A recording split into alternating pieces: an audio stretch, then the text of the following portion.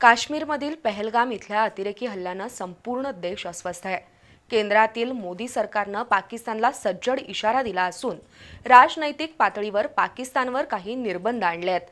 दुसरीकडे आज केंद्र सरकारच्या माहिती आणि प्रसारण खात्यानं प्रसार माध्यमांना स्पष्ट सूचना दिली आहे।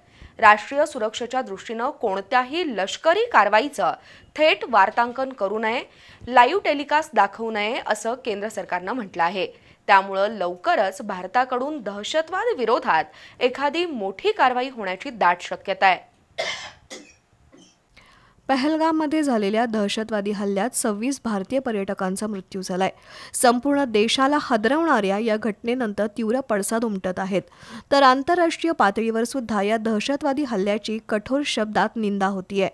पंतप्रधान नरेंद्र मोदी यांनी पाक पुरस्कृत दहशतवाद्यांना त्यांच्या कल्पनेच्या पलीकडची शिक्षा देऊ अशा शब्दात सरकारच्या भूमिकेची कल्पना दिली आहे। पाकिस्तानवर थेट हल्ला करावा, सर्जिकल स्ट्राईक करावा, दहशतवाद्यांचे तळ उद्ध्वस्त करावेत अशी प्रत्येक भारतीयाची इच्छा आहे।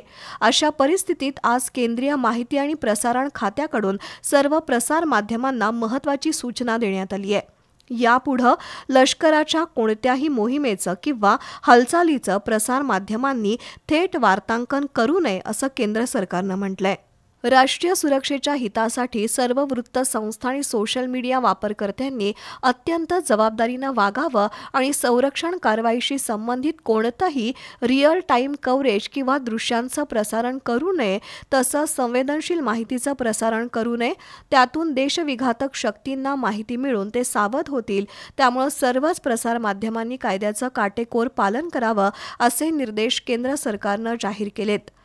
यापूर्वी कारगिल युद्ध, मुंबईचा दहशतवादी हल्ला आणि कंधार विमान अपहरण या घटनांवेळी प्रसार माध्यमांनी केलेल्या कव्हरेजमुळे राष्ट्रीय हितांवर प्रतिकूल परिणाम झाला होता, याची आठवणही करून देण्यात आली आहे। दरम्यान येत्या काही दिवसात केंद्रातील मोदी सरकारकडून एखादं मोठं ऑपरेशन राबवलं जाण्याची शक्यता आहे।